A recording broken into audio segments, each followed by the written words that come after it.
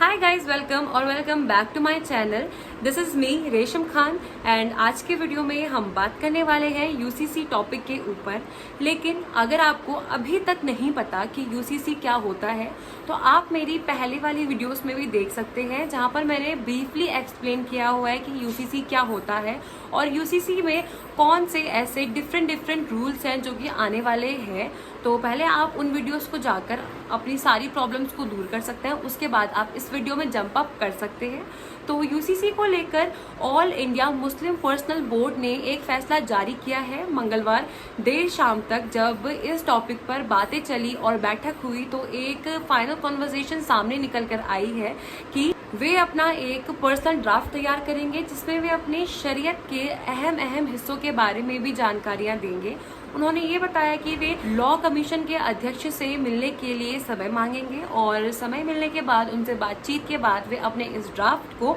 Law commission को सौंप देंगे। इस बैठक के अंदर प्रधानमंत्री मोदी के चर्चित वाक्य के ऊपर भी चर्चा की गई है, जहां पर प्रधानमंत्री ये बोलते हैं कि दोहरी व्यवस्था से देश कैसे चलेगा, यानी दो नीतियों से देश कैसे चलेगा। यूसीसी के आते ही हमारा देश दो गुटों में बढ़ चुका है, जहां पर एक समुदाय ये बोलता है कि यूसीसी को लागू होना चाहिए, वहीं पर दूसरा समुदाय ये बोलता है कि यूसीसी को लागू नहीं होना चाहिए, इससे बहुत सारी बिलीफ्स को ठेस पहुंच सकती है। इन सबसे पहले मुस्लिम लॉ बोर्ड के अध्यक्ष मौलाना खालिद सैफुल्लाह रहमानी ने ये बताया था कि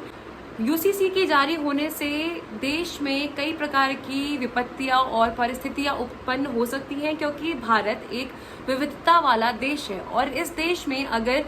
एक ही रूल को फॉलो करने के लिए कहा जाएगा तो वो लोगों के लिए बहुत ज़्यादा डिफिकल्ट हो सकता है, क्योंकि अलग अलग रिलीजियस बिलीफ है यहाँ पर इंडिया में, तो उन लोगों को भी बहुत ज़्यादा दिक्कतें आ सकती है। उन्होंने ये बताया कि नॉट ओनली फॉर मुस्लिम, सिर्फ मुस्लिम्स के लिए नहीं बल्कि हर कम्युनिटी, हर जाति के लोगों को इस रूल से दिक्कत आ सकती है। अगर मेरे ओपिनियन से कहा जाए तो यूसीसी अगर लागू होती भी है तो ये एक अच्छी बात है, क्योंकि एक ही देश में रहने वाले हर नागरिक को एक ही रूल फॉलो करने से इक्वालिटी मिलेगी, समानता का अधिकार मिलेगा। लेकिन इस ड्राफ्ट में गवर्नमेंट को अपने सारे इंडिया के लोगों के रिलीजियस बिलीव्स का भी बहुत ज़्यादा रिस्पेक्ट करनी पड़ेगी, क्योंकि इंडिया जैसी कंट्री में जहाँ पर अलग अलग रिलीजन के लोग हैं, उनके अलग अलग रिलीजियस बिलीफ है, तो उन सभी बिलीव्स के अनुसार ही उन्हें अपने इस ड्राफ्ट को तैयार करना चाहिए। तो let me know in the comment section below that what are your thoughts, your opinions about the UCC topic, it should apply or not.